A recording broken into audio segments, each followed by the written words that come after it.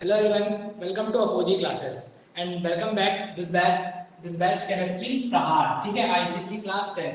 अब देखो केमिस्ट्री प्रहार बैच हम लोग का नया नया बैच है, बिल्कुल एकदम क्या होने वाला और कैसे होने वाला है इस सब की बातें करते हैं। ठीक है, उससे पहले टारगेट ध्यान रखें 24 डेज के अंदर पूरी की पूरी फिजिक्स, पूरी की पूरी केमिस्ट्री, सॉरी फिजिक्स नहीं, केमिस्ट्री हम लोग खत्म करने वाले हैं विद एमसीक्यू प्रैक्टिस के साथ में।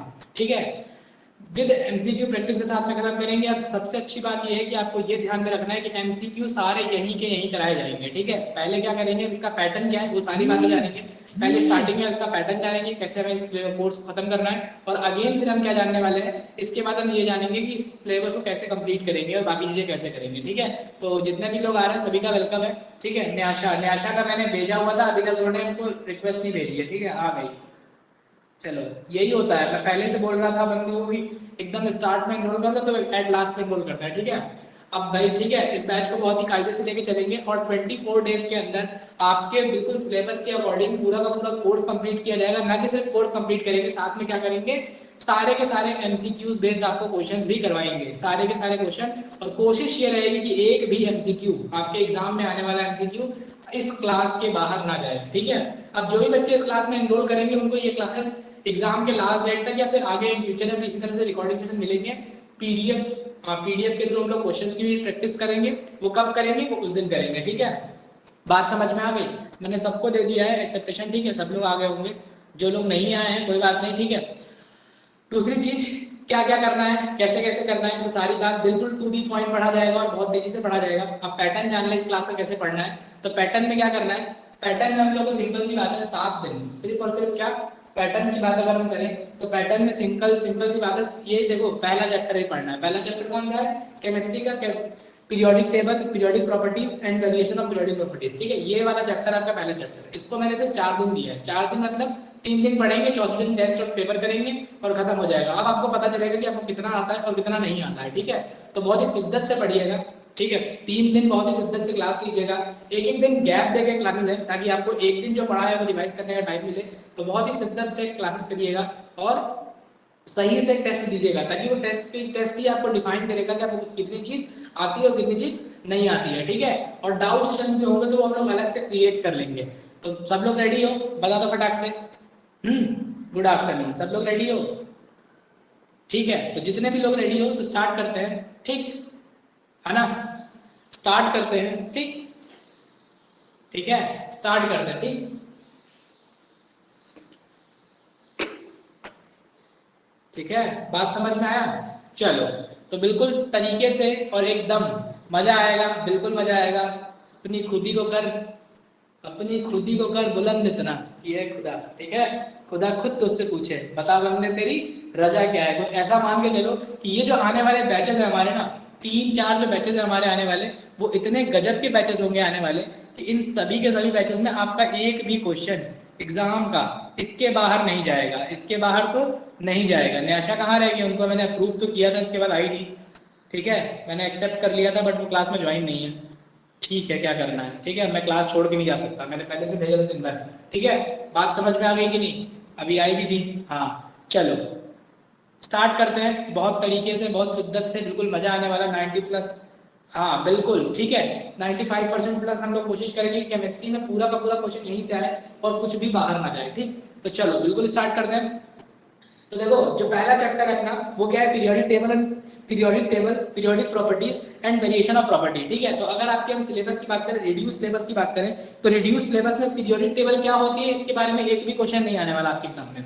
ठीक है, क्या आने वाला है आपके सिलेबस में, साफ साफ लिखा हुआ है कि periodic properties and variation of properties, मतलब पीरियोडिक प्रॉपर्टी कौन कौन सी होती है और उसका वेरिएशन कैसे होता है, सिर्फ इसके बारे में आपका आने वाला है। और दूसरी चीज क्या आने वाली है पेपर में, जो थर्ड पीरियड है, थर्ड पीरियड में जितने भी एलिमेंट उपस्थित हैं उन एलिमेंट के बेस्ड पे क्वेश्चन आएंगे, इसके अलावा और कुछ भी नहीं आएगा। ठीक है, इतना सा ही आपके सिलेबस में आना है और कुछ नहीं आना है। ठीक, तो आज का जो वीडियो है, पहला वाला जो लेक्चर है वो क्या है, इंट्रोडक्शन लेक्चर है। अगर इंट्रोडक्शन लेक्चर है तो इंट्रोडक्शन लेक्चर में अब देखो, क्योंकि अगर जब भी कभी शुरू की जाएगी तो कोई बच्चा पढ़ेगा स्टार्टिंग में जिसने आज तक केमिस्ट्री नहीं छुई है। ठीक है, अगर आप लोगों ने आज तक भी केमिस्ट्री नहीं छुई है तब भी आपका काम हो जाएगा। ठीक, तो एक बार फटाफट आज के वाले लेक्चर में सिर्फ आपको ये बताना होगा, मैं जल्दी जल्दी बता दूंगा, मुश्किल से 10 मिनट में बता दूंगा कि पीरियोडिक टेबल क्या होती है और क्या क्या कैसे कैसे दिखती है। ठीक है, इसके बाद फिर मैं फटाक से स्टार्ट कर दूंगा क्या, अपना काम जो कि पीरियोडिसिटी पढ़ना और आज का स्टार्ट कर देंगे, ठीक है। तो चलो सुनो फटाक से पीरियोडिक टेबल क्या होती है, पहले जरा थोड़ा सा जान लो, पढ़ के आप आए होंगे लोअर क्लास में अपनी। तो पीरियोडिक टेबल क्या होती है, जब हमने बहुत सारे एलिमेंट्स की खोज कर ली तो एलिमेंट्स को अरेंज करके एक ऑर्डर में रखा जिससे हम क्या कर सके, उसकी केमिकल और फिजिकल प्रॉपर्टी को एक ग्रुप वाइज रख सके, ताकि हम थोड़े थोड़े एलिमेंट्स के बारे में पढ़ करके हम बहुत सारे एलिमेंट्स की केमिकल रिएक्शन और फिजिकल प्रॉपर्टी के बारे में जान सकें। ये बात आ गई। तो अब इसके लिए क्या हुआ कि अलग अलग साइंटिस्ट आए और अलग अलग साइंटिस्ट ने उसको एक टेबल के फॉर्म में बनाने का प्रयास किया, बहुत सारे एलिमेंट्स। कौन कौन आया, सबसे पहले डोबिनियर आया, फिर न्यूलैंड आया, है ना, जो कि दोनों ने दिया है ये करके। तो डोबिनियर ने भी कुछ कहा था, न्यूलैंड ने भी कुछ कहा था, वो सब आप बचपन में पढ़ के आए हो 9th क्लास में, यहाँ आपसे नहीं पूछा जाने वाला है, ठीक है। फिर मेंडलीफ आए, मेंडलीफ ने कुछ काम कर दिया, इन्होंने एटॉमिक वेट को आधार बना। देखो जिसको बेसिक चीजें नहीं आती है ना, वो डाउट सेशन, मतलब मेरा जो ग्रुप है फिजिक्स वाला, उस पर आराम से डाल देना, ये चीज समझ में आए उसके लिए फिर अलग से डाउट सेशन में क्लास देंगे, यहाँ बहुत डिटेल में नहीं घुसेंगे, ठीक है। बात समझ में आई। तो उन्होंने क्या बताया कि जो प्रॉपर्टीज ऑफ एलिमेंट, जो पीरियोडिक फंक्शन होती हैं वो एटॉमिक मासेस की होती है। मेंडलीफ ने पहले क्या बताया था, एटॉमिक मास के आधार पर बताया था, ठीक। इसके बाद जे मोजले आए और मोजले साहब ने क्या किया, उसमें भी कुछ त्रुटियां थी मेंडलीफ की पीरियोडिक टेबल में, तो उसे सुधार कर दिया और खत्म कर दिया। क्या सुधार कर दिया, उन्होंने बता दिया कि जो periodic the physical and chemical property of the element are the periodic function of the atomic number। Atomic number के पीरियोडिक आवर्ती फलन होता है, ठीक है। बात समझ में, यानी एटॉमिक नंबर जिस तरह से चेंज होता है उसी तरह से physical and chemical property element की चेंज होती है। ये किसने बताया था, जे मोजले ने, और इन्हीं के बेस पे आज की मॉडर्न पीरियोडिक टेबल बनी है। अब अगर मॉडर्न पीरियोडिक टेबल की बात करें, ठीक है, तो आप सभी के सामने अपनी अपनी बुक्स खुली होंगी, नई बुक खुली है तो मैं आपको दिखा दे रहा हूँ फटाक से। इस तरह की कुछ होती है मॉडर्न पीरियोडिक टेबल। अब इस मॉडर्न पीरियोडिक टेबल की अगर हम बात करें, ठीक है, मॉडर्न पीरियोडिक टेबल की बात करें तो देखो इधर क्या लिखा हुआ है, इधर लिखा हुआ है आप लोगों का पीरियड्स, इधर क्या लिखा है, देखो सिंपल सी बात मैं बता दे रहा हूँ, देख लो। मॉडर्न पीरियोडिक टेबल में कुछ ऐसे लिखा हुआ है, ठीक है, ऐसे ऐसे करके कुछ कॉलम्स बने हैं, बीच में कुछ जगह छोड़ी गई है, फिर नीचे तक ऐसे आया, फिर ऐसे गया है, और इस तरह से नीचे और नीचे 2 कॉलम और बने हुए हैं, ठीक है। ये सारी बातें बताई गई हैं। तो सिंपल से अगर हम बात करें तो हमें पता है कि इनको क्या बोलते हैं, जो खड़े खड़े हमें एक एक कॉलम दिख रहा है ना, वो ग्रुप है। इन्हें क्या बोलते हैं, ग्रुप। जो वर्टिकल कॉलम होते हैं उन्हें ग्रुप बोलते हैं, और ये 1 से लेकर के 18 तक है। आईयूपीएससी ने पहले इनका नाम first second third fourth fifth seventh और फर्स्ट सेकंड करके दिया था, बाद में आईयूपीएससी। अब आईयूपीएससी क्या है, तो भाई एक कॉलेज है, समझ लो एक ऐसी संस्थान है जो कि स्टैंडर्डाइजेशन करती है केमिस्ट्री में, ठीक है। तो उन लोगों ने क्या किया, आईयूपीएससी वाली संस्थान ने 1 से लेकर 18 तक नाम सजेस्ट किए और उन्हीं के आधार पर चलता है। अब वो चेंज सिस्टम खत्म हो गया है, ठीक है। तो 1 से लेकर 18 तक के ग्रुप में टोटल इसमें कितने ग्रुप हैं, 18 ग्रुप हैं, ठीक। इसके बाद इस तरह की जो हॉरिजॉन्टल लाइंस बनी हुई है, इस तरह की जितनी हॉरिजॉन्टल लाइंस हैं, इनको बोलते हैं पीरियड। क्या बोलते हैं, पीरियड। कितने पीरियड है, पीरियड है 7, 1 2 3 4 5 6 करके 7 है। और इसके अलावा कुछ एलिमेंट्स को क्या किया गया है, पीरियड नंबर 6 और पीरियड नंबर 7 से बाहर निकाल करके अलग से नीचे, जो आप यहाँ पे पीरियोडिक टेबल में देख पा रहे हो ना, नीचे ये जो नीचे एलिमेंट है पीरियड नंबर 6 और पीरियड नंबर 7 से निकाल करके बाहर निकाल के रखा गया है। ये थी इनकी कुछ फिजिकल, इनकी मतलब प्रॉपर्टीज। अब हर एक ग्रुप की अलग अलग अपनी प्रॉपर्टी होती है, ठीक है। ग्रुप में क्या है और इसमें क्या है, तो सुन लो फटाफट। हम लोगों ने जो एटम्स को रखा है ना, उनके इंक्रीजिंग ऑर्डर में रखा है, एटॉमिक नंबर के इंक्रीजिंग ऑर्डर में। कैसे रखा है, इधर से इधर की तरफ चलेंगे, ठीक है, लेफ्ट टू राइट चलेंगे तो एटॉमिक नंबर बढ़ेगा। कैसे, अगर जैसे मैं इस पीरियोडिक टेबल को लेकर बैठता हूँ, सबसे ऊपर हाइड्रोजन है, हाइड्रोजन के बाद इधर हीलियम, और इसके बाद फिर लिथियम, बेरिलियम, बोरॉन, कार्बन, इस तरह से, ठीक है। इस तरह से आगे बढ़ते हुए गए। तो आप कहोगे बीच में कॉलम क्यों छोड़े, उसके पीछे भी रीजन है, अभी सारे रीजन समझ में आने का, ठीक है।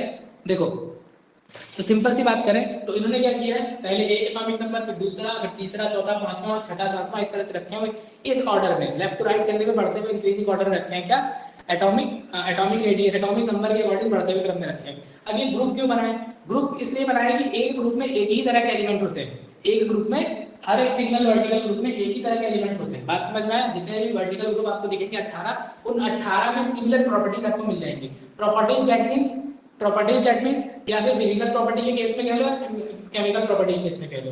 बेसिकली जो इसमें रखे जाते हैं वो केमिकल प्रॉपर्टीज के केस में रखे जाते हैं। जैसे मान लो कि हम लोगों ने पहले ग्रुप की बात की, हाइड्रोजन को छोड़ दो, अगर लिथियम की बात कर लेते हैं, लिथियम की, या दूसरे ग्रुप की बात करें, दूसरे ग्रुप में बेरिलियम है, बेरिलियम की बात करें, बोरॉन की बात करें, इधर कार्बन की बात करें, जो भी ग्रुप का पहला मेंबर होता है उसको हम लोग बोलते हैं रिप्रेजेंटेटिव मेंबर। क्या बोलते हैं, रिप्रेजेंटेटिव मेंबर बोलते हैं। मतलब अगर आपने उस ग्रुप के पहले मेंबर की सारी रिएक्शंस और केमिकल, किस तरह से वो केमिकल रिएक्शन करता है, किस तरह से उसकी फिजिकल प्रॉपर्टीज चेंज होती है, केमिकल प्रॉपर्टीज चेंज होती हैं, उनके बारे में अगर आपने पढ़ लिया तो आप मोस्टली आप ये जान जाओगे कि उस ग्रुप के एलिमेंट का नेचर और बिहेवियर कैसा होगा। इसीलिए पीरियोडिक टेबल डिफाइन की गई है। बात समझ में आ गया कि नहीं आ गया। तो अब जो ग्रुप के जो पहले पहले मेंबर होते हैं वो रिप्रेजेंटेटिव नंबर होते हैं। जैसे अगर मैं कार्बन की बात करूं, ठीक है, तो कार्बन आता है आपका ग्रुप नंबर 13 में, ग्रुप नंबर 13 में आता है कार्बन, और जो कार्बन के नीचे लोग हैं उनको क्या बोलते हैं, कार्बन फैमिली। उसके बगल में आता है, ठीक है, उसके बगल में नाइट्रोजन आता है, तो नाइट्रोजन के साथ में जितने भी एलिमेंट हैं, जैसे नाइट्रोजन, फास्फोर, आर्सेनिक, है ना, एंटीमनी, ये जितने भी एलिमेंट्स हैं वो सब क्या है, नाइट्रोजन फैमिली के हो गए।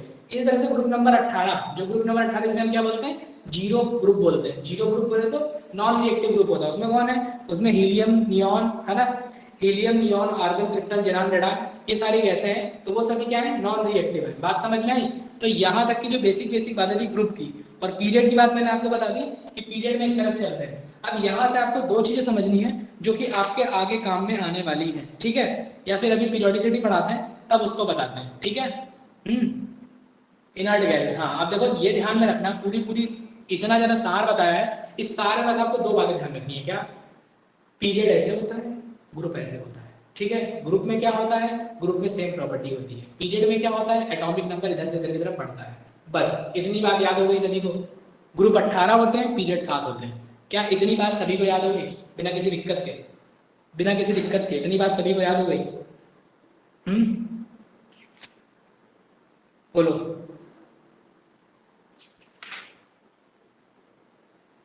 हाँ, जिसको जिसको याद हो गई बहुत बढ़िया, जिसको भी डाउट होगा वो बता देगा मेरे को बाद में, ठीक है। अभी मैं हैंड रेस करने का भी ऑप्शन दूंगा, कुछ पढ़ाने के बाद मैं आपको 1 मिनट का टाइम दूंगा, हैंड रेस करिएगा, जिसको जो पूछना होगा पूछ भी लेगा, ठीक है, बिना किसी दिक्कत के। ठीक, चलो अब आगे की तरफ चलते हैं। आगे की तरफ आज से अब स्टार्ट करते हैं पीरियोडिसिटी। क्या स्टार्ट करते हैं?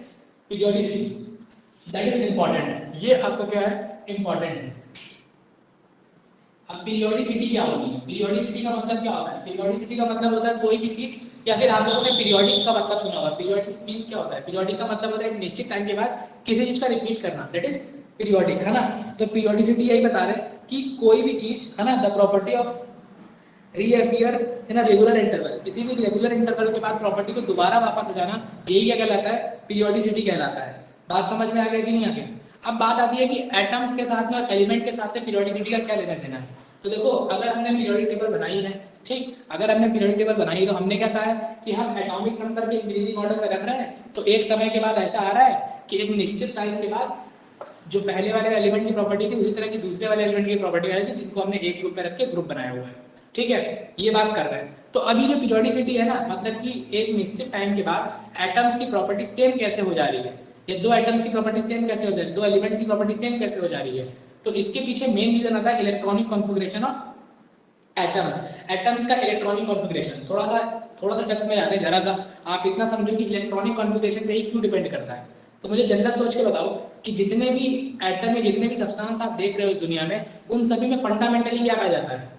फंडामेंटली क्या पाया जाता है? इलेक्ट्रॉन, प्रोटॉन, न्यूट्रॉन, तीन तरह के पार्टिकल पाए जाते हैं, इलेक्ट्रॉन, प्रोटॉन एंड न्यूट्रॉन, इसके अलावा कुछ नहीं पाया जाता है। अगर हर एक एलिमेंट में इलेक्ट्रॉन, प्रोटॉन, न्यूट्रॉन ही पाया जाता है, तो फिर उनकी प्रॉपर्टीज में इतना वेरिएशन कैसे है? मतलब अगर कोई लकड़ी है तो वो सॉलिड है, वाटर है तो वो लिक्विड है, और कोई गैस है, ऑक्सीजन गैस है, जबकि बने सारे के सारे एटम्स किससे? इलेक्ट्रॉन, प्रोटॉन, न्यूट्रॉन से। तो ये जो है, ये इनमें इतना वेरिएशन क्यों है? इतना वेरिएशन इसीलिए है कि इनका अरेंजमेंट चेंज है। क्या चेंज है?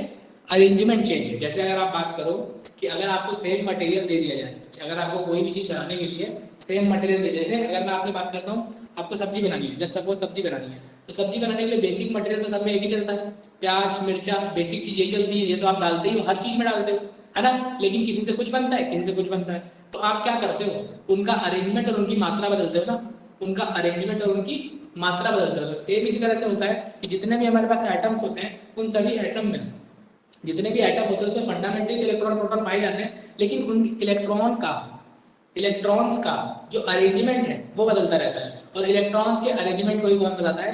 इलेक्ट्रॉनिक कॉन्फ़िगरेशन, ठीक है। अब electronic configuration is what? It is an arrangement of electron, it is an arrangement of electron, ठीक है, इन एटम। एटम के अंदर इलेक्ट्रॉन किस ऑर्बिटल में किस तरह से घूम रहे हैं, तो ये इसका अरेंजमेंट होता है। अब मैं ये मान के चल रहा हूँ कि इलेक्ट्रॉनिक कॉन्फ़िगरेशन करना हर बच्चे को आता होगा, ठीक है। अब ये तो पता ही होगा ना, 2 8 8 2 8 8 1, ठीक है।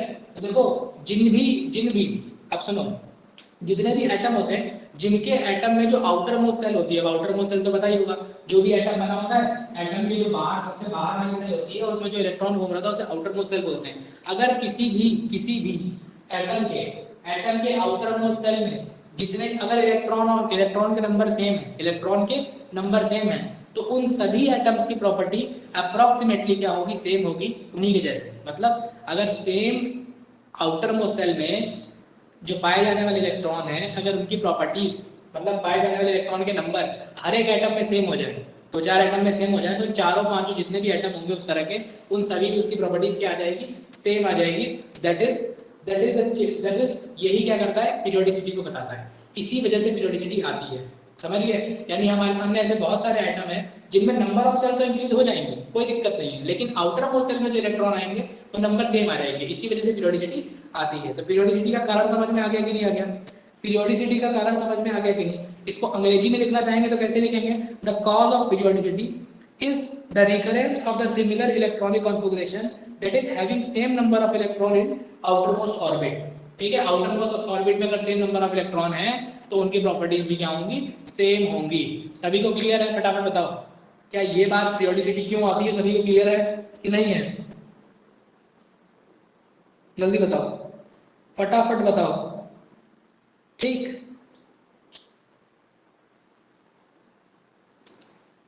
कॉज समझ में आ गया, रीजन समझ में आ गया, ठीक है। अब आगे की तरफ बढ़ते हैं। अगली चीज आती है क्या, सेल ऑर्बिट्स एंड वैलेंसी। क्या आती है? Shell orbit and valency. यानी कि अब हम बात करेंगे किसकी, सेल क्या होती है, ऑर्बिट क्या होती है और वैलेंसीज क्या होती है। ठीक है, वैलेंसीज के बारे में बात करेंगे। नंबर ऑफ सेल क्या होती है, देखो अब यहाँ से बात जानने वाली जरूरी हो गई है, क्योंकि नंबर ऑफ दो चीजें आपको जाननी जरूरी है। यहाँ दो बातें बताई थी कि इधर एटॉमिक नंबर पड़ता है और इधर क्या होता है, इधर आपको पता है एक ग्रुप में सेम प्रॉपर्टी होती है। ये तो बात एक मोटी मोटी है, जिसको आप याद रखिए, बैक ऑफ द माइंड रखिए, ये आपको चीजें समझने में हेल्प करेगा। इसके बाद अभी मैं जो दो बातें बताऊंगा, नंबर ऑफ सेल और वैलेंसी किस डायरेक्शन में जाने पे इंक्रीज होती है और किस डायरेक्शन में जाने पे सेम रहती है, ये बात याद करिएगा, क्योंकि ये आगे आपको हेल्प करेगा जितनी भी पीरियोडिक प्रॉपर्टीज पढ़ाऊंगा उनको समझने के तौर पे। ठीक है, तो सबसे पहली चीज आती है सेल ऑर्बिट्स एंड वैलेंसी क्या होती है। ठीक है, सेल ऑर्बिट एंड वैलेंसी। ठीक, सेल ऑर्बिट एंड वैलेंसी। अगर हम वैलेंसी की बात करते हैं, वैलेंसी क्या होती है, सेल क्या होता है, ऑर्बिट क्या होता है। ठीक है, सेल का ही सेल को ही बोलते हैं वैसे तो ऑर्बिट। ठीक है, सेल को ही क्या बोलते हैं, ऑर्बिट बोलते हैं। तो इसमें सबसे और ये क्या होता है, तो जिस, अब देखो ये बात थोड़ी समझ लो, सेल क्या होती है सभी को पता होगा, जिस ऑर्बिट में इलेक्ट्रॉन चक्कर काटा करते हैं गोल गोल, उन्हें क्या बोलते हैं, सर्कुलर पाथ में जिस ऑर्बिट जिसमें इलेक्ट्रॉन घूमते रहते हैं सेल या ऑर्बिट बोलते हैं। ठीक, अब वैलेंसी क्या होगी तो ये बताता है। तो सबसे पहली बात, number of shell. Number of shell क्या होती है, ठीक, नंबर ऑफ सेल तो सभी को पता है। अगर हम क्या करते हैं, इलेक्ट्रॉनिक कॉन्फ़िगरेशन करते हैं किसी भी एटम का, किसी भी एटम का अगर हम इलेक्ट्रॉनिक कॉन्फ़िगरेशन करते हैं, है ना, तो क्या होता है कि उसमें इलेक्ट्रॉन को बढ़ाते जाते हैं, और हमको पता है पहले वाले में 2 बढ़ सकते हैं, दूसरे वाले में 8, इसके बाद फिर 8, इसके बाद फिर 18, इस तरह से सब बातें सीखी है। तो इस तरह से नंबर ऑफ सेल बढ़ती जाती है। तो नंबर ऑफ सेल कैसे इंक्रीज होती डिक्रीज होती वो बातें वहां होंगी। अब इधर की बात करते हैं कि पीरियोडिक टेबल में नंबर ऑफ सेल का क्या महत्व है या क्या रिलेशन है, कैसे रिलेशन हम स्थापित करेंगे पीरियोडिक टेबल के साथ में नंबर ऑफ सेल का। तो देखो सिंपल सी बात है, अगर मैं तुमसे ये पूछूं कि तुमने यही कहा था कि जितनी जो भी पीरियोडिक टेबल होती है उसमें इधर से इधर चलने पे एटॉमिक नंबर बढ़ता है, क्या बढ़ता है, एटॉमिक नंबर बढ़ता है। एटॉमिक नंबर अभी सभी को पता है कि एटॉमिक नंबर होता है ये किसके बराबर होता है, नंबर ऑफ प्रोटॉन के। और ये बात सभी को पता है कि अगर नंबर ऑफ प्रोटॉन के बराबर है और एटम के ऊपर अगर कोई चार्ज नहीं है, एटम के ऊपर कोई भी प्लस या माइनस चार्ज नहीं है, तो दैट टाइम तो हम ये कह सकते हैं कि जो एटॉमिक नंबर होता है वो इलेक्ट्रॉन के बराबर होता है। यानी लेफ्ट टू राइट चलने पे नंबर ऑफ इलेक्ट्रॉन्स क्या हो रहे हैं, इंक्रीज हो रहे हैं एटम में, हम ऐसा कह सकते हैं। ठीक, तो क्या डाउन द ग्रुप चलने में भी इंक्रीज हो रहे होंगे, क्योंकि भाई एक से लेकर के कुछ हद तक चला हुआ तभी तो यहाँ वापस आया होगा, तभी तो वापस आया होगा ना। तो जैसे अगर मैं आपको पहले ग्रुप की बात करूँ, ठीक है, अगर मैं आपके सामने सिर्फ पहले ग्रुप की बात करता हूँ, पहले ग्रुप में कौन कौन से एलिमेंट है और उसमें कौन कौन से एटम्स हैं, मतलब कौन कौन से एटॉमिक नंबर है उसकी बात करता हूँ। सबसे पहले हाइड्रोजन, हाइड्रोजन के बाद क्या आता है इसमें, लिथियम, फिर इसमें आता है सोडियम पोटेशियम, इसमें क्या आता है सोडियम पोटेशियम, है ना, सोडियम पोटेशियम, और इसमें क्या आ जाएगा, और इसमें आता है आपका रूबियम। ठीक है, इतनी बात कर लेते हैं, आगे बहुत सारे आते हैं तो उनकी बात छोड़ते हैं थोड़ी देर के लिए। ठीक है, हाइड्रोजन को थोड़ी देर के लिए रोको, फिर लिथियम से बात शुरू करते हैं। तो अब लिथियम का एटॉमिक नंबर होता है 3, सोडियम का होता है 11, पोटेशियम का होता है 19, और रूबियम का कितना होता है, रूबियम का होता है 55। ठीक है, रूबियम का कितना होता है 55। ये इतने सारे एलिमेंट हैं, ये क्या है, ये दीज आर एलिमेंट्स जो कि फर्स्ट ग्रुप में पाए जाते हैं, इनके एटॉमिक नंबर है। अब अगर मैं इनके एटॉमिक नंबर की बात करूं, इनके एटॉमिक नंबर्स की बात करूं और इनका इलेक्ट्रॉनिक कॉन्फ़िगरेशन बनाऊं, तो भाई जब ये न्यूक्लियस है, न्यूक्लियस के बाहर पहली सेल जिसमें 2 इलेक्ट्रॉन और दूसरी में 1 इलेक्ट्रॉन। अगर मैं सोडियम की बात करूंगा तो पहली सेल में 2 रखोगे, यहाँ देखो 2 8 1 आएगा ना, तो पहली सेल में 2 रखोगे और दूसरी सेल में 1। या सिंपल सी बात करें तो यहाँ कितनी सेल बन जाएंगी, यहाँ बनेगी 3 सेल, यहाँ कितनी सेल बनी है 2, यहाँ बनी है 3, अगर इसका करोगे तो 2 8 8 1 करोगे, यहाँ कितनी बनेगी 4 सेल। यानी हम ये देख पा रहे हैं कि जैसे जैसे हम डाउन द ग्रुप जा रहे हैं तो डाउन द ग्रुप जाने पे पीरियोडिक टेबल में अगर हम डाउन द ग्रुप चलते हैं तो डाउन द ग्रुप जाने पे क्या बढ़ता है, डाउन द ग्रुप जाने पे नंबर ऑफ सेल क्या होता है, नंबर ऑफ सेल इंक्रीज होता है, यानी एटॉमिक साइज बड़ा होता है। ठीक है, तो डाउन द ग्रुप जाने पे क्या होता है, एटॉमिक साइज इंक्रीज होता है। ठीक, अगर हम बात करते हैं किसकी, अगर हम बात करते हैं पीरियड्स की, इसकी बात करते हैं, एक ही पीरियड में बात करते हैं, एक पीरियड में, तो देखो मैं यहाँ एक पीरियड का एलिमेंट लिख रहा हूँ। अब देखो तुम्हें दो बातें ध्यान रखनी है, पहला कि पीरियोडिक टेबल में जब भी हम बात करेंगे तो एक बात करेंगे डाउन द ग्रुप, क्या बात करेंगे, डाउन द ग्रुप, किसी एक पर्टिकुलर ग्रुप में डाउन जाना, और दूसरा क्या बात करेंगे, दूसरा हम लोग बात करने वाले हैं क्या, दूसरी बात करेंगे across a period, that is left to right. क्या बात करेंगे, across a period, across a period that is left to right, है ना, लेफ्ट टू राइट, यानी कि या तो पीरियड में लेफ्ट टू राइट चल रहा है या डाउन द ग्रुप चल रहा है। बात समझ में आ गई, ठीक है, डाउन द ग्रुप चल रहा है, ये दो बातें करनी है, सिर्फ दो ही बातें करनी है। तो पहली चीज हम समझ रहे हैं, पहली चीज हम ये देखा कि अगर हम पीरियोडिक टेबल में डाउन द ग्रुप जाएंगे तो नंबर ऑफ सेल क्या होंगी, इंक्रीज होंगी, नंबर ऑफ सेल क्या होंगी, इंक्रीज होंगी। किसी भी पीरियोडिक टेबल में डाउन द ग्रुप जाने पे नंबर ऑफ सेल क्या हो रही है, इंक्रीज हो रही है। ये बात आप यहाँ से समझ गए होंगे, मैंने एक ग्रुप को लेकर दिखा दिया, सभी ग्रुप में ऐसा ही होता है। ठीक है, इतनी बातें समझ में आ गई। अब इसके बाद अगर हम अगली बात करते हैं, पीरियड में अगर हम चलते हैं, अक्रॉस द पीरियड चलेंगे तो क्या होगा, मैं किसी एक पीरियड को लिख लेता हूँ, किसी एक पीरियड को लिख लेता हूँ। तो मान लो मैं अगर सोडियम वाले पीरियड को लिख लूँ, इसको लिख लूँ थर्ड पीरियड, क्योंकि हमारे सिलेबस में क्या है, यही है, थर्ड पीरियड को लिख लूँ। थर्ड पीरियड में इधर क्या आ गया, सोडियम, सोडियम के बाद क्या आ जाएगा, मैग्नीशियम, ठीक है, मैग्नीशियम के बाद क्या आ जाएगा, एल्युमिनियम, और एल्युमिनियम के बाद क्या आ जाएगा, सिलिकॉन। 3 4 लिख लेता हूँ बस, बहुत है। ठीक है, इनके एटॉमिक नंबर फटाफट देखो, इसका होता है 11, इसका होता है 12, इसका होता है 13 और इसका होता है 14। अगर आप इनका इलेक्ट्रॉनिक कॉन्फ़िगरेशन खोलोगे तो ये क्या खुलेगा, 2 8 1, ये क्या खुलेगा, 2 8 2, ये क्या खुलेगा, 2 8 3, ये क्या खुलेगा, 2 8 4। यानी ध्यान देने वाली बात क्या निकल के आ रही है कि अगर हम अक्रॉस द पीरियड चल रहे हैं, अक्रॉस द पीरियड चल रहे हैं, तो अक्रॉस द पीरियड चलने पे जो हमारे नंबर ऑफ सेल है, ये भाई जितने भी खुल के आ रहे हैं नंबर ऑफ सेल ही बताते हैं। नंबर ऑफ सेल क्या है, कांस्टेंट आ रहे हैं, नंबर ऑफ सेल क्या आ रहे हैं, कांस्टेंट। यानी अक्रॉस द ग्रुप जाने पे नंबर ऑफ सेल क्या होते हैं, सेम रहते हैं, और डाउन द ग्रुप जाने पे नंबर ऑफ सेल क्या होते हैं, इंक्रीज होते हैं। ठीक है, यहाँ तक की बात में किसी को कोई दिक्कत परेशानी समस्या तो फटाक से बताइए, हैंड रेस करिए अगर किसी को दिक्कत हो, अदरवाइज आगे बढ़ते हैं। ओके करिए, फटाक से लिखिए ओके, अगर किसी को कोई प्रॉब्लम है तो हैंड रेस करो फटाक से। ठीक है, ओके, वेरी गुड, ठीक है, वेरी गुड, क्लियर।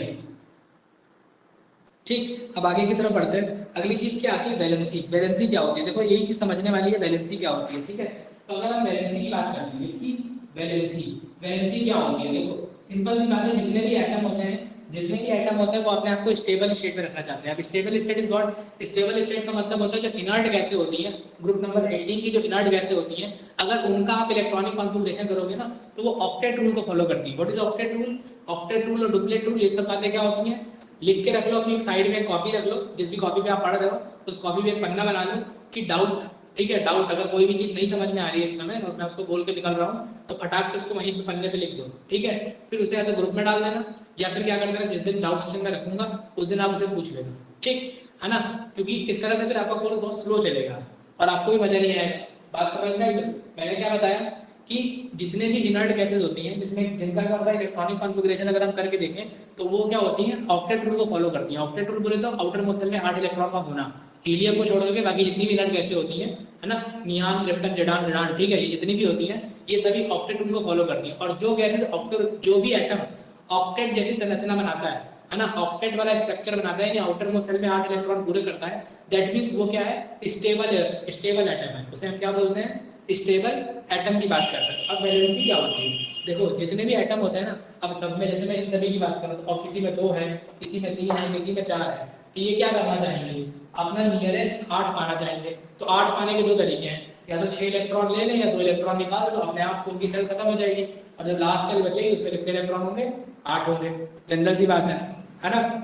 तो अब इसे भी कैसे करेंगे, ठीक है, तो ये क्या करते हैं, या तो इलेक्ट्रॉन को डोनेट करते हैं, लूज करते हैं, या गेन करते हैं। लूज करते हैं या फिर क्या करते हैं, गेन करते हैं। अब इनके लिए कौन सा फायदेमंद है वो देख के पता चलता है ऐसे, अगर ये किसी भी आउटर सेल में एक इलेक्ट्रॉन, आउटर मोस्ट सेल में कितना, एक, तो 7 लेने की बजाय एक लूज करना ज्यादा इजी, क्योंकि लूज करते उनका पाथ खत्म हो जाएगा और वो अपने आप को बना लेंगे। ठीक है, दूसरी चीज, 2 भी आराम से लूज कर सकते हैं, 6 की अपेक्षा 3 भी कर सकते हैं, और 4 वाले बेचारे ना लूज कर सकते हैं ना फिर गेन कर सकते हैं, क्योंकि बीच में है। तो तरीका कुछ इनका अलग होता है, वो बताएंगे क्या होता है, वो जब केमिकल बॉन्डिंग पढ़ाएंगे तब वहां पे सिखाएंगे। ठीक है, दूसरी चीज, अब जैसे 4 हो गए, किसी में 5 हो गए, नाइट्रोजन में 5 हो जाते हैं, ठीक है, अब आउटर मोस्ट सेल में 5 हो गए, तो क्या 3 लेना पसंद करेगा, समझ गए। यानी कुल मिला के इलेक्ट्रॉन की लूजिंग और गेनिंग की क्या होती है, वैलेंसी होती है ना। यानी आउटर मोस्ट सेल में उसका अपना ऑक्टेट पूरा करने के लिए जितने इलेक्ट्रॉन की रिक्वायरमेंट होगी, या तो जितने इलेक्ट्रॉन की रिक्वायरमेंट होगी या जितने इलेक्ट्रॉन वो डोनेट कर सकता है, उस चीज को क्या कहते हैं, उसकी वैलेंसी कहते हैं। ये बात सभी को समझ में आई कि नहीं, उस चीज को क्या कहते हैं, उसकी वैलेंसी कहते हैं। ठीक है ना, बात समझ में आई। अब अगर मैं बात करता हूँ कि अक्रॉस द ग्रुप जाने पे, मतलब अक्रॉस द पीरियड जाने पे वैलेंसी जो है across the period, across across the period, period across जाने पे इंक्रीज करेगी कि डिक्रीज करेगी।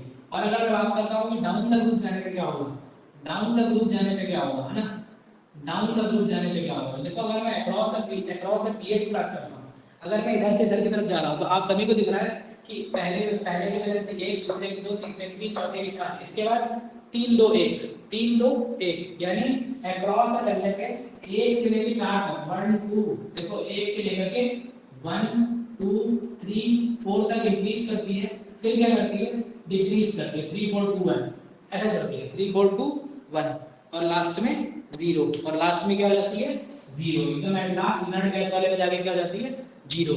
तो अक्रॉस द पीरियड चलने में वैलेंसी 1 से 4 तक बढ़ती है फिर घटती है। लेकिन अगर हम बात करते हैं किसकी, डाउन द ग्रुप जाने पे, तो आप सभी को पता है ग्रुप में वही एलिमेंट रखे जाते हैं जिनकी आउटर मोस्ट सेल में नंबर ऑफ इलेक्ट्रॉन क्या होते हैं, सेम होते हैं। That means we can say that the group के अंदर वैलेंसी चेंज नहीं होती है, सेम होती है। अगर पहले ग्रुप की 1 है तो 1 ही रहेगी, दूसरे ग्रुप की 2 है तो 2 ही रहेगी। यानी कि अगर आपने ये मैग्नीशियम वाला ग्रुप पकड़ा है तो इसके नीचे जितने भी आइटम होंगे उन सभी की वैलेंसी क्या रहेगी, सेम रहेगी। ठीक है, क्लियर, इज दैट क्लियर। यहाँ तक की बातें सभी को समझ में आ गई। किसी को कोई समस्या है तो फटाक से क्या करे, फटाक से पूछ ले, ठीक है, हैंड रेस करे और बताया जाएगा उसको। ठीक, इतनी बातें क्लियर हो गई। इसके बाद आपकी बुक में इसके कुछ इंडेक्स क्वेश्चंस दे रखे होंगे, है ना, आप लोगों की आईसीएसई बोर्ड्स की बुक में इंडेक्स क्वेश्चन दे रखे होंगे। तो एक काम करिएगा फटाक से, उस क्वेश्चंस को आज कल की डेट में, है ना, या आज या कल की डेट में, क्योंकि कल आपके लिए ऑफ रहेगा, है ना, फिर अगली क्लास अगले दिन होगी एक दिन छोड़ करके, तो उस दिन ये सारे के सारे जितने भी इंडेक्स क्वेश्चंस है ना, इनको सिर्फ पढ़ के आइएगा, पढ़ करके इनके आंसर्स अपने दिमाग में लेके आइएगा, और जो डाउट है टिक मार के रखिएगा, वो सब आपको ही बताए जाएंगे। बात समझ में आ गई, सभी को समझ में आ गई कि नहीं, है ना। इससे क्या होगा कि आपका पूरा का पूरा डेवलपमेंट हो जाएगा, पूरा चैप्टर एक बार में याद हो जाएगा, जितना भी पढ़ा है उतना सब ग्रैब हो जाएगा। अब आते हैं अपने मेन बेसिक पीरियड के ऊपर, मतलब अपने बेसिक सिलेबस के ऊपर। ये सारी बेसिक की बातें थी और 2 बातों से आपको मैंने काम बना दिया है, एक चीज तो मैंने आपकी बना ही दी है। ठीक है, अब बात करते हैं पीरियोडिक प्रॉपर्टीज की। कौन कौन सी पीरियोडिक प्रॉपर्टीज होती हैं और कौन कौन सी पीरियोडिक प्रॉपर्टी अपने को पढ़नी है और उनका वेरिएशन ही पढ़ना है, और इसके बाद ये चैप्टर क्या होगा, वेरिएशन पढ़ते ही चैप्टर क्या होगा, खत्म हो जाएगा। बात समझ में आया, यानी आप समझ लो कि आपने एक पोर्शन का काम कर लिया है सिलेबस का, इस चैप्टर का। ठीक है, क्लियर। तो आगे की चीज करते हैं फटाक से। अब जानते हैं पीरियोडिक प्रॉपर्टीज कौन कौन सी होती हैं। ठीक है, चलो देखो, और आज आप सभी के लिए एक न्यूज है। न्यूज ये है कि 6:45 से 6:45 पे आप लोगों की मैथ्स का बैच आज लॉन्च होगा। आयुष भैया वाला जो स्पेशल क्लास है ना, उसमें उस क्लास में मैं भी रहूँगा। तो प्लीज सबके सब 6:45 पे उस वाले बैच में आज आ जाना, और अपने जितने दोस्त यार हो उन सभी को उस वाले बैच का लिंक दे देना, स्पेशल क्लास वाले बैच का, ताकि वो सब भी उसमें आ जाए। ठीक है, उनको भी लॉन्चिंग के बारे में पता चल जाए, है ना। और अभी इसकी फीस का स्ट्रक्चर ही बता देंगे कि इन तीनों बैचेस का स्ट्रक्चर क्या है, आप लोगों को बता देंगे अच्छे से, ताकि आपसे कोई पूछे तो आप बता देना। ठीक है, चलो इधर की बात करते हैं, आगे की पीरियोडिक प्रॉपर्टीज की बात करते हैं। किसकी बात करते हैं, periodic properties. Periodic properties, periodic properties कौन कौन सी हैं। अगर आप बात करते हैं पीरियोडिक प्रॉपर्टीज की, तो पहली इंपॉर्टेंट पीरियोडिक प्रॉपर्टी आती है एटॉमिक साइज। क्या आती है, एटॉमिक साइज। अब देखो इनको पीरियोडिक प्रॉपर्टी नाम क्यों दिया गया है, इनको पीरियोडिक प्रॉपर्टी नाम इसलिए दिया गया है बेटा, ठीक है, क्योंकि ये एक समय के बाद क्या होती है, चेंज आती है। अब क्या पीरियोडिक प्रॉपर्टी के सिवा और कोई प्रॉपर्टीज नहीं होती है? बहुत सारी होती है, लेकिन हम लोगों ने इन पीरियोडिक प्रॉपर्टी को इकट्ठा करने के लिए तो इतना सारा तीन झाम किया है। समझ में आया? बात समझ में? और भी इसके अलावा प्रॉपर्टी होती है जिन्हें हम अलग से पढ़ते हैं, जिन्हें क्या करते हैं, अलग से पढ़ते हैं। अब सारी प्रॉपर्टी तो थोड़ी मिल जाएगी। क्लियर? डन। चलो फिर आगे की तरफ फटाक से देखते हैं। एटॉमिक साइज, पहली चीज क्या आती है? Atomic size. ठीक है, एटॉमिक साइज को ही बोलते हैं एटॉमिक रेडियस। Atomic radius. अब देखो, अब मैं आपको हल्का सा हिंट दूंगा और आप पूरी की पूरी बात मुझे बता दोगे। ठीक है, दूसरी चीज क्या आती है? Metallic character. क्या आता है? मेटेलिक कैरेक्टर, है ना? मेटेलिक कैरेक्टर ये क्या होता है? ये सारे के सारे प्रॉपर्टीज आपको पता है पहले से ही, लेकिन फिर भी बताए जाएंगे। तीसरी चीज non metallic character, metallic character और नॉन मेटेलिक कैरेक्टर। चौथी चीज क्या आती है? चौथी चीज आती है आपकी आयोनाइजेशन पोटेंशियल। आयोनाइजेशन पोटेंशियल, ठीक है, आयोनाइजेशन पोटेंशियल। ये सब पीरियोडिक प्रॉपर्टीज हैं जो आपके सिलेबस में है और आपको पढ़नी है। ठीक है, इलेक्ट्रॉन एफिनिटी। क्या? Electron affinity. ठीक है, एफिनिटी। छठी चीज क्या है? छठी चीज क्या है ना? छठी चीज क्या है? इलेक्ट्रोनिगेटिविटी। क्या है? इलेक्ट्रोनिगेटिविटी। ठीक है, इलेक्ट्रोनिगेटिविटी क्या होती है? सुनो फटाक से, इलेक्ट्रोनिगेटिविटी क्या होती है सुनो। अब देखो, ये है हमारे पास में क्या, छह की छह सात है, छह है प्रॉपर्टीज हैं जिनके बारे में पढ़ना है। ठीक, और इनका क्या बताना है? पहले तो ये जानना है कि इनकी डेफिनेशन क्या होती है, असल में ये चीज़ होती क्या है। दूसरी चीज़ क्या जाननी है? ये जानने के बाद आपको हमें ये पता करना है कि ये जो एटॉमिक साइज मैंने जो पढ़ लिया है, ये एटॉमिक साइज का वेरिएशन कैसे होता है पीरियड और ग्रुप में। बस यही बात बतानी है और कुछ भी नहीं बताना है। ठीक है, यही दो बातें बतानी है। तो अगर हम पहली बात करते हैं, सबसे पहले पे आते हैं atomic size and atomic radius की बात क्या होती है। ठीक है, atomic size and atomic radius किसे कहते हैं? सबसे पहले चलते हैं एटॉमिक साइज में। किसके चलते हैं? Atomic size. तो देखो, न्यूक्लियस से लेकर के, किसी भी एटम के न्यूक्लियस से लेकर के आउटर मोस्ट सेल तक, आउटर मोस्ट सेल तक जो डिस्टेंस होती है उसे क्या बोलते हैं? रेडियस बोलते हैं। क्या बोलते हैं? रेडियस बोलते हैं। ठीक है, और इसी के साथ में एक दूसरी चीज भी होती है ना? इसकी डेफिनेशन दो तरीके से डिफाइन करते हैं। क्या करते हैं? दो तरीके से डिफाइन करते हैं। एक तो जनरल तरीका ये है, एक तो जनरल तरीका ये है कि किसी भी एटम के न्यूक्लियस से लेकर के उसकी आउटर मोस्ट सेल तक की जो डिस्टेंस होगी। ठीक है, आउटर मोस्ट सेल आप समझ रहे हैं, बाहर वाली सेल, ये आउटर मोस्ट सेल है ना? Outermost shell. ठीक है, तो ये क्या कह रहे हैं कि न्यूक्लियस से लेकर के आउटर मोस्ट सेल तक के डिस्टेंस को क्या बोलते हैं? रेडियस ऑफ द, मतलब एटॉमिक साइज बोलते हैं या फिर एटॉमिक रेडियस बोलते हैं। ठीक, इतनी बात समझ में आई। दूसरी चीज दूसरे तरीके से कैसे डिफाइन कर सकते हैं? क्योंकि अब देखो, दूसरा तरीका डिफाइन करना है, क्योंकि एटम तो हमें आसानी से मिला नहीं होगा। एटम अगर जब भी हम लेने गए होंगे तो हमें एटम आसानी से मिला नहीं होगा, तो हमने क्या मिला होगा? मॉलिक्यूल मिला होगा। अब हमने कोई सेम टाइप का मॉलिक्यूल उठा लिया, कैसा? जैसे ऑक्सीजन का उठा लिया, या मान के चलो हाइड्रोजन का उठा लिया, या क्लोरीन का उठा लिया, जो सेम एलिमेंट का मॉलिक्यूल है उसको उठा लिया। अब दो मॉलिक्यूल जब भी आपस में बॉन्ड बनाएंगे, दो मॉलिक्यूल जब भी आपस में बॉन्ड बनाए होंगे, है ना? ठीक है, तो देखो, दो मॉलिक्यूल जब भी आपस में बॉन्ड बनाए होंगे तो कुछ इस तरह से रहे होंगे आसपास में कुछ चिपके हुए रहे होंगे इस तरह से, बिल्कुल, है ना? अब ये अगर चिपके हुए हैं तो हम ये कह देंगे कि दोनों मॉलिक्यूल की न्यूक्लियस से सेंटर टू सेंटर डिस्टेंस, क्या चीज? न्यूक्लियस से सेंटर टू सेंटर डिस्टेंस का हाफ कर दो। क्या कर दो? Half of centre to centre distance between nucleus of molecule is known as atomic radius. बात समझ में आया? देखो, मेरे शब्द को ध्यान से सुन लो और इसको रिवाइज कर लेना। इस लेक्चर को जाके एक दो बार और देख लेना। ठीक है, जिन लोगों को समझ में ना आ रहा हो, मतलब थोड़ा कम कम आ रहा हो, उसे एक दो बार और देख लेना, क्योंकि क्वेश्चन के पेपर यहीं से बचने वाले हैं। तो दूसरी डेफिनेशन क्या कहती है कि जो भी आपको सेंटर टू सेंटर डिस्टेंस दो मॉलिक्यूल्स के बीच की दे रखी है या दो एटम्स के बीच की दे रखी है, उसका हाफ कर दो। हाफ ही तो होगा ना इन दोनों का, क्योंकि अगर ये डिस्टेंस की बात करेंगे, इतनी तो एटॉमिक रेडियस है, तो आधा हो जाएगी। समझ गए? तो एटॉमिक रेडियस का पता चल जाएगा। ठीक, अब एटॉमिक साइज की अगर हम बात करें, अगर आपसे मैं जनरल सी बात पूछूं कि अगर ये जो एटॉमिक साइज आपने पढ़ा है, ये किन किन बातों पे डिपेंड कर रहा है? डिपेंड्स ऑन, डिपेंड्स ऑन, ये किन किन बातों पे डिपेंड करता है? तो कोई मुझे बताएगा कि एटॉमिक साइज, किसी भी एटम का एटॉमिक साइज किन किन बातों पे डिपेंड करता है? बताओ। टोटल डायमीटर, अरे भाई डायमीटर या रेडियस एक ही बात है। एटॉमिक रेडियस किन किन बातों पे डिपेंड करती है, यही बताओ। किसी भी एटम की एटॉमिक रेडियस बड़ी होगी या छोटी होगी, ये किस बात पे डिपेंड करती है? किस बात पे डिपेंड करती है?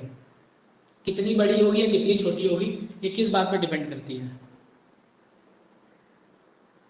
नंबर ऑफ सेल और चार्ज। बाकी लोग कहाँ हो? तुम लोग कमेंट क्यों नहीं कर रहे हो? फटाफट बताओ, है ना, किन किन बातों पे डिपेंड करती है? फटाफट बताओ सब लोग।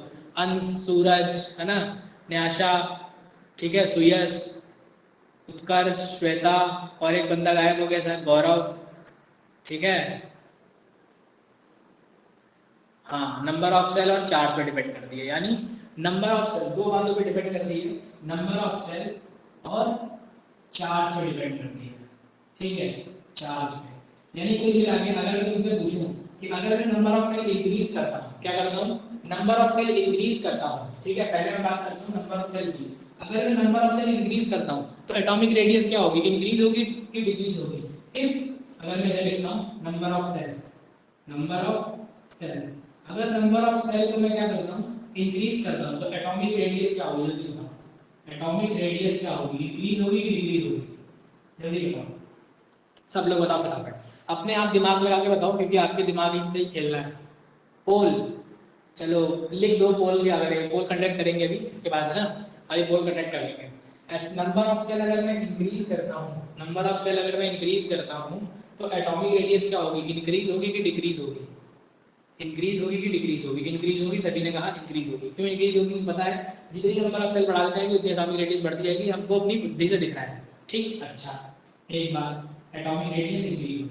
अब अगर मैं बात करता हूँ नंबर ऑफ, मतलब चार्ज की, इसकी बात करता हूँ चार्ज की, चार्ज की, चार्ज क्या होता है, ठीक है, चार्ज की बात करता हूँ। तो अगर देखो, अगर मैं चार्ज की बात करता हूँ, चार्ज की, तो चार्ज अगर मैं बढ़ाता हूँ, चार्ज अगर मैं इंक्रीज करता हूँ, चार्ज क्या करता हूँ, इंक्रीज करता हूँ, तो एटॉमिक रेडियस क्या होगी, इंक्रीज होगी, डिक्रीज होगी, या कोई फर्क नहीं पड़ेगा, या हमें नहीं पता? मैंने क्या कहा, या तो इंक्रीज होगी, ये बताओ, ठीक है, डिक्रीज होगी, है ना, डिक्रीज होगी, नो चेंज, नो चेंज, है ना, या फिर जर्मन, ठीक है ना, बात समझ में आया? नहीं पता, ठीक है, तुक्का मारना है, ठीक। मैं पोल जनरेट कर रहा हूँ, बता फटाक से।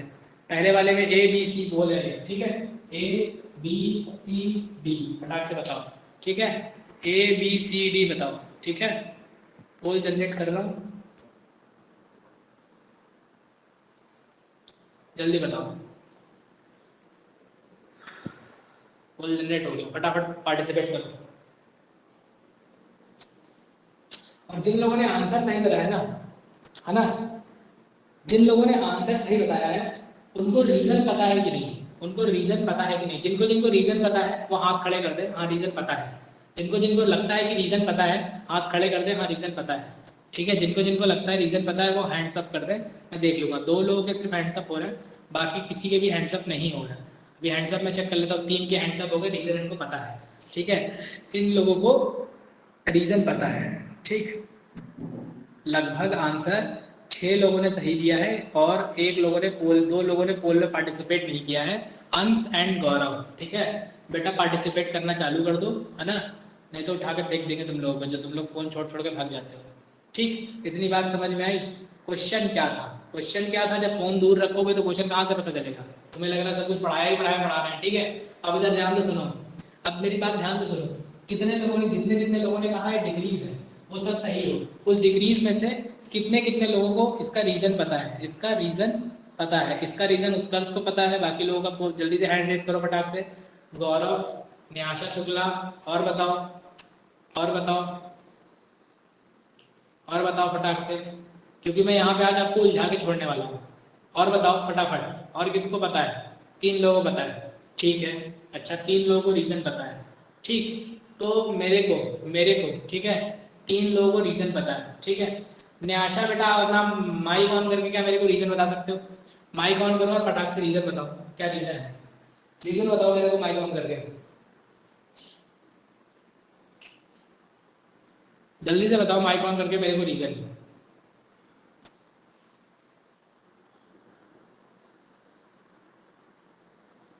ये न्यूक्लियर चार्ज अगर बढ़ेगा तो नंबर ऑफ शेल्स कम होंगे, डिक्रीज होंगे तो फिर वो भी कम हो जाएगा। अच्छा ठीक है, ऑफ कर लो, ठीक है। देखो यानी कुल मिला के इनका भी कहने का मतलब यही है कि अगर हम लेफ्ट टू राइट चलते हैं तो नेट चार्ज इंक्रीज होता है। क्या होता है? नेट चार्ज इंक्रीज होता है। सभी का रीजन यही होगा ना कि अगर हम लेफ्ट टू राइट चलते हैं तो एटम के ऊपर नेट चार्ज होता है इंक्रीज होता है। इसी वजह से इसी वजह से क्या होता है? एटॉमिक रेडियस डिक्रीज होता है। दैट्स द पॉइंट, ठीक है। अब इधर मेरे बात ध्यान से सुनना। अब मैं जो बताने वाला हूँ आपको, इधर ध्यान से सुनना कि आंसर सभी का सही है कि डिक्रीज होता है। और क्यों होता है? क्योंकि नेट चार्ज इंक्रीज होता है, ठीक। अच्छा, अब मेरे को पता है, देखो नेट चार्ज इंक्रीज कैसे होता है। नेट चार्ज इंक्रीज कैसे होता है, देखो हमें पता है अगर हम लेफ्ट टू राइट चलते हैं, क्या करते हैं? लेफ्ट टू राइट चलते हैं तो देखो ये एक आइटम है, ठीक है, ये दूसरा आइटम है ना। दूसरा आइटम सेल सेम रहती है। तीसरा आइटम है, इसमें सेल क्या है? सेम है। सब में एक एक सेल रहा है। चौथा आइटम है, सेल सेम है। आप कह रहे हो इधर चलते चलते पे एटॉमिक नंबर बढ़ता है। अगर एटॉमिक नंबर बढ़ता है तो नंबर ऑफ प्रोटॉन बढ़ते हैं, नंबर ऑफ प्रोटॉन बढ़ते हैं। तो जितने नंबर ऑफ प्रोटॉन बढ़ते हैं उतने ही नंबर ऑफ इलेक्ट्रॉन ही बढ़ते हैं। ऐसे ही अगर बात करें, इधर भी जितने नंबर ऑफ प्रोटॉन बढ़े उतने नंबर ऑफ इलेक्ट्रॉन बढ़े। इधर भी जितने नंबर ऑफ प्रोटॉन बढ़े उतने कितने नंबर ऑफ इलेक्ट्रॉन बढ़े। और यहाँ भी नंबर ऑफ प्रोटॉन जितने बढ़े उतने नंबर ऑफ क्या बढ़े? इलेक्ट्रॉन बढ़े, ठीक है। यानी अगर अगर इसकी एटॉमिक रेडियस 11 है और इसकी 12 है और इसकी 13 है और इसकी 14 एटॉमिक नंबर 11 12 13 14 है, तो सभी में number of proton, number of neutron, number of proton, number of neutron same बढ़ रहे हैं ना। तो भाई जो इनके बीच, देखो इनके बीच ये एटॉमिक रेडियस आप कह रहे हो कि नेट चार्ज बढ़ गया, इस वजह से क्या हुआ? ये रिड्यूस हो गया क्योंकि अट्रैक्शन फोर्स बढ़ गया। तो भाई अट्रैक्शन फोर्स किनके बीच रखता है? प्रोटॉन और न्यूट्रॉन, इलेक्ट्रॉन के बीच। तो जितने प्रोटॉन थे उतने ही इलेक्ट्रॉन तो बढ़े हैं। जितने प्रोटॉन थे उतने ही इलेक्ट्रॉन यहाँ बढ़े, उतने ही इलेक्ट्रॉन यहाँ बढ़े, उतने ही इलेक्ट्रॉन यहाँ बढ़े और उतने ही इलेक्ट्रॉन यहाँ भी बढ़ रहे हैं। सब जगह इलेक्ट्रॉन और प्रोटॉन सेम तरीके से बढ़ रहे हैं। तो फिर नेट चार्ज का क्या इफेक्ट आ रहा है? अब क्या इफेक्ट आ रहा है बताओ? देखो सोचने वाली बात है ना। दोनों तरफ electron proton electron proton electron proton बराबर बराबर बढ़ रहे हैं, बराबर बराबर बढ़ रहे हैं। तो बराबर बढ़ रहे हैं तो एक दूसरे को काउंटर कर लेना चाहिए। जो फोर्स पहले लगा था वही बैलेंस हो जाना चाहिए। जितना इसमें लग रहा था भाई इसमें भी लगना चाहिए, भाई इसमें भी लगना चाहिए, भाई इसमें भी लगना चाहिए। लगना चाहिए नहीं लगना चाहिए? भाई अगर यहाँ पे एक प्रोटॉन और एक इलेक्ट्रॉन था, अब यहाँ पे दो प्रोटॉन दो इलेक्ट्रॉन हो गए, तो एक ने एक को बैलेंस कर लिया। यहाँ भी एक ने एक को बैलेंस कर लिया और यहाँ भी एक ने एक को बैलेंस कर लिया। सबने सबको बैलेंस कर लिया ना। क्यों बैलेंस किया कि नहीं किया? तो फिर आप ये कैसे कह दे रहे हो कि एटॉमिक रेडियस डिक्रीज होगी? बताओ मेरे को, ठीक है। जिसको पता है वो हाथ खड़ा करे जल्दी से, और जिसको नहीं पता है वो कल बताएगा। बैलेंसी के लिए ऐसा हो रहा है।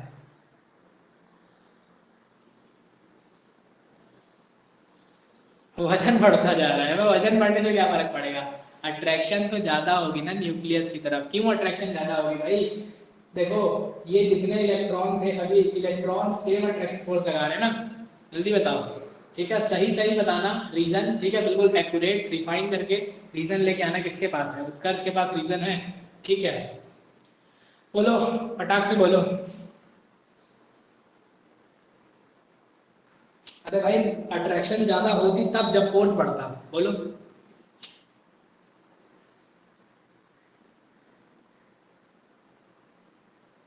चलो ठीक है ना। अब सुनो, इसका रीजन कल लेके आना। और जो लोग कह रहे हैं अट्रैक्शन बढ़ती जा रही है, अट्रैक्शन तो तब बढ़ती जब फोर्स बढ़ता। फोर्स बढ़ता, फोर्स तो सेम ही हो गया ना। अट्रैक्शन फोर्स जो पहले लग रहा था, बराबर बराबर इलेक्ट्रॉन बढ़े थे तो बराबर बराबर हो गया। बराबर बराबर ही हो गया ना, कि बदल गया? अब तुमने दो इलेक्ट्रॉन यहाँ बढ़ा दिए तो एक दूसरे को एक फोर्स से अट्रैक्ट करेंगे, सेम फोर्स से, दोनों में बैलेंस हो जाएगा फोर्स। क्यों? समझ रहे हो कि नहीं? है ना?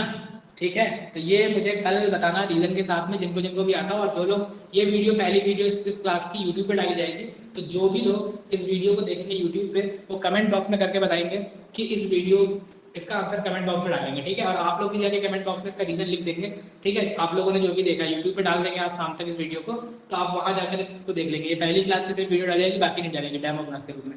वैलेंसी का खेल है। आप मेरे को कल बताइएगा जो भी खेल होगा, मैं कल आपका डाउट ये भी क्लियर कर दूंगा। ओके, फिर मिलते हैं कल के लेक्चर में। ऐसे ही रेडी रहिएगा। और कल के लेक्चर में क्या, अभी आप जाके मैथ्स की क्लास करेंगे और 6:45 पे आज मैं वो मैथ्स वाला बैच लॉन्च करवाऊंगा। मैं यहीं से रहूँगा, वो वहाँ से लॉन्च करेंगे, तो आप सब लोग उस बैच में क्या करेंगे, ज्वाइन हो जाएंगे, ठीक है, 6:45 पे। और अपने जो भी आपके जानकार दोस्त मित्र आ रहे हैं सभी को लिंक, वो ठीक है, सभी को लिंक क्या करेंगे, वो लिंक फॉरवर्ड कर देंगे, ठीक। ओके, तो ऐसे ही जो भी पढ़ाया आज वो कल के दिन पे रिवाइज करें, और कल वाले मिलते हैं अपनी पेड बैच के, ठीक है। मिलते हैं नेक्स्ट नेक्स्ट सेशन में, ठीक है। मिलते हैं क्या नेक्स्ट सेशन में? ओके, जय हिंद, टेक केयर, बाय, ठीक है। जय हिंद, खुश रहिए, मस्त रहिए।